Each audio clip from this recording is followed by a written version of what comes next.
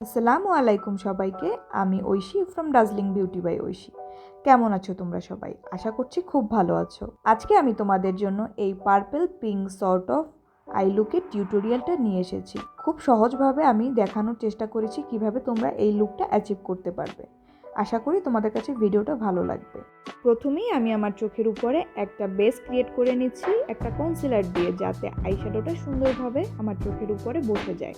একটা flat concealer brush দিয়ে আমি কনসিলারটা আমার চোখের উপরে সুন্দরভাবে ব্লেন্ড করে নিচ্ছি। এবার আমি মরফি জেমচাস প্যালেট থেকে এই ভায়োলেট কালারটা নিয়ে আমার চোখের ক্রিজ লাইন বরাবর সরাসরি অ্যাপ্লাই করে দিচ্ছি। তোমরা হয়তো দেখে থাকবে যে আমি কিন্তু কনসিলারটা কোনো পাউডার দিয়ে সেট করিনি। তার একটা কারণ রয়েছে। পাউডার দিয়ে সেট না করলে কালার পে অফটা অনেক সুন্দর আসে, কালারটা অনেক বেশি ফুটে ওঠে আর এক্স্যাক্ট কালারটা পাওয়া যায়। দেখতেই পাচ্ছ ভায়োলেট কালারটা আমি অল্প অল্প করে নিচ্ছি আর অল্প অল্প করে আমার ক্রিজ লাইনে অ্যাপ্লাই করছি। প্রথমে কিন্তু আমি শুধু ভায়োলেট কালারটা একটু একটু করে অ্যাপ্লাই করেছি আর এবার আমি এই কালারটাকে সুন্দর করে আমার পুরো ক্রিজে ব্লেন্ড করে দিচ্ছি যাতে কোনো হার্শ লাইন না থাকে। এবার আমি প্যালেট থেকে এই পার্পল কালারটা নিয়ে ভায়োলেট কালারটা ঠিক উপরে জাস্ট একবার অ্যাপ্লাই করে দিচ্ছি। খুব অল্প পরিমাণে কালার নিলেই হবে। এরপরে আমি প্যালেট থেকে এই পিঙ্ক কালারটা নিয়ে পার্পল কালারটা ঠিক উপরে অ্যাপ্লাই করে দিচ্ছি। এরপরে আমি একটা ব্লেন্ডিং ব্রাশ নিয়ে এই সবগুলো কালার সুন্দরভাবে আমার চোখের মধ্যে ব্লেন্ড করে দিচ্ছি যাতে কোনো ধরনের কোনো হার্শ লাইন না থাকে। যেহেতু আমি কনসিলার অ্যাপ্লাইয়ের পরে কোনো ধরনের কোনো পাউডার দিয়ে কনসিলারটা সেট করিনি, সেহেতু এই কাজটা খুব সুন্দরভাবে করতে হবে। এবার আমি প্যালেট থেকে এই হোয়াইট শিমার কালারটা নিয়ে আমার ব্রো বোনের নিচে অ্যাপ্লাই করে নিচ্ছি যাতে ব্রো বোনটা দেখতে হাইলাইটেড মনে হয়। আবারও ব্লেন্ডিং ব্রাশটা নিয়ে সব কিছু সুন্দরভাবে ব্লেন্ড করে দিচ্ছি। এবার আমি একটা কনসিলার দিয়ে আমার ক্রিজটা কেটে নেব। কনসিলারটা এখানে অ্যাপ্লাই করার পরে উপরের দিকে তাকালি একটা লাইনের মতো ক্রিয়েট হবে, এটাই আমাদের মেইন ক্রিজ লাইন। এবার খুব সাবধানে কনসিলারটা আমাদের পুরো লিডের মধ্যে ছড়িয়ে দিতে হবে। এই কাজটা অনেক সাবধানে করতে হবে, একটু এদিক ওদিক হলেই সব কিছু নষ্ট হয়ে যাবে। এবার একটা ফ্ল্যাট কনসিলার ব্রাশ দিয়ে কনসিলারটা সুন্দরভাবে ব্লেন্ড করে নিচ্ছি। এবার প্যালেট থেকে এই ভায়োলেট কালারটা নিয়ে আমার চোখের আউটার কর্নারে অল্প অল্প করে কালার প্লেস করছি। এখানে আমাদের একটু একটু করে কালার নিতে হবে আর কালারটা বিল্ড করতে হবে। একসাথে অনেকখানি কালার ব্যবহার করা যাবে না, তাহলে প্যাচি হয়ে যাবে। দেখতেই পাচ্ছ আমি কিন্তু অল্প অল্প করে কালার নিচ্ছি আর কালারটা এখানে বিল্ড করছি।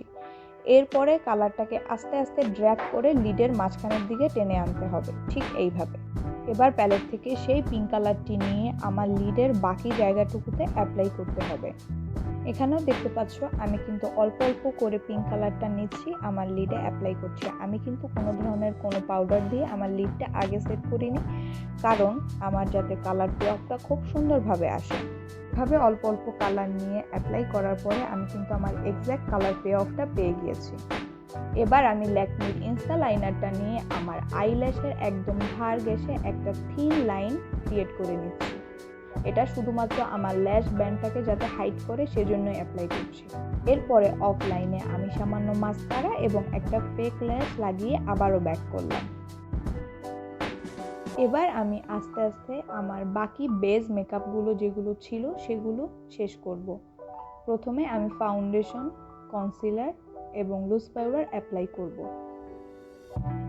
এরপরে আমি সরাসরি চলে যাব আমার লোয়ার ল্যাশ লাইনের মেকআপের জন্য। লোয়ার ল্যাশ লাইনের জন্য আমি প্যালেট থেকে সেই পার্পল কালারটা নিয়ে সরাসরি আমার ল্যাশ লাইন ধার ঘেঁষে অ্যাপ্লাই করে দিচ্ছি। এরপরে আমি একটা ব্লেন্ডিং ব্রাশ নিয়ে কালারটাকে সুন্দরভাবে আস্তে আস্তে ব্লেন্ড করে দিচ্ছি। এরপরে আমি একটা হাইলাইটার অ্যাপ্লাই করছি আমার চিকসে। ব্যাস, এই তো হয়ে গেল আমাদের আজকের আই লুক। আশা করছি ভিডিওটা তোমাদের কাছে ভালো লেগেছে। যদি ভালো লেগে থাকে তাহলে কিন্তু অবশ্যই একটা থামস আপ দিতে ভুলবে না। যতটুকু সহজভাবে বোঝানো সম্ভব আমি তোমাদেরকে বুঝিয়েছি। আশা করছি তোমরা এই ভিডিও থেকে কিছুটা হলেও শিখতে পেরেছো। দেখা হবে তোমাদের সাথে নেক্সট কোনো ভিডিওতে। ততদিন পর্যন্ত সবাই ভালো থেকো, সুস্থ থেকো। আর আমার চ্যানেলটাতে সাবস্ক্রাইব করতে কিন্তু ভুলবে না। আর হ্যাঁ, বেল আইকনটাতেও প্রেস করে রাখবে যাতে করে নতুন ভিডিও আপলোড করার সাথে সাথে তোমাদের কাছে নোটিফিকেশনটা চলে যায়। টাটা।